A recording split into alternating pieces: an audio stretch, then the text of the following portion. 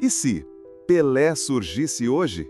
Com celular no bolso, drone nos treinos e lives pós-jogo.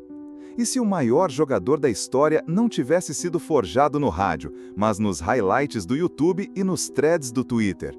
Imagine, um garoto de 17 anos, saído de Bauru, estoura na cotinha, vai parar no Santos e em uma semana já tem 12 milhões de seguidores no TikTok.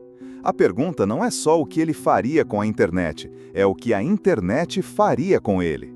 No lugar das chuteiras de couro pesado e bola de capotão, Pelé começa sua carreira em gramados padrão FIFA, com GPS nos treinos e fisioterapia 24 horas.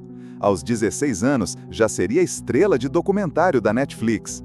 Aos 17, ao invés de conquistar o mundo no anonimato, ele seria trend topic global. O gol contra a Suécia seria viral em segundos, com narração de Casimiro e remix no TikTok em 48 horas. Mas nem tudo seriam flores no feed. Só joga no Paulistão, diriam uns. Não tem Champions, postariam outros. A cada drible, uma análise tática. A cada jogo sem gol, uma thread destrutiva no Twitter. Imagina Pelé passando em branco num clássico. Hashtags como #ForaPelé ou mais marketing que futebol subiriam na hora. A internet consome ídolos com a mesma fome que os cria, e Pelé seria o prato principal. O mundo corporativo viraria refém. Pelé fecharia contrato com Nike aos 15, seria rosto da EA Sports com 99 de overall antes mesmo de completar 18. A venda do seu passe não seria por milhões, mas por ações. Clubes do Oriente Médio, da Premier League, da MLS, todos tentando comprar um pedaço do rei. E ele?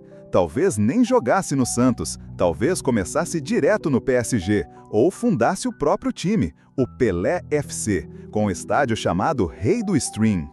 Mas Pelé era mais que futebol, era símbolo, e isso, na era digital, ganharia outras proporções.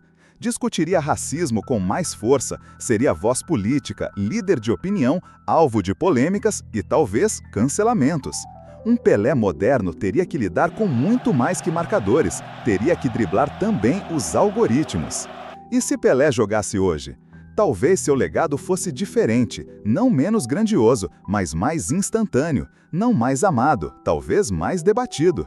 Seria o maior influenciador da história do futebol. E ainda assim, o mesmo menino de 3 corações, só querendo brincar com a bola. No fim das contas, talvez a pergunta esteja errada. Não é se Pelé caberia na era da internet, é se a internet estaria pronta para lidar com um gênio que não precisa de Wi-Fi para viralizar. Porque gol de placa não depende de 5G, e gênio não precisa de filtro.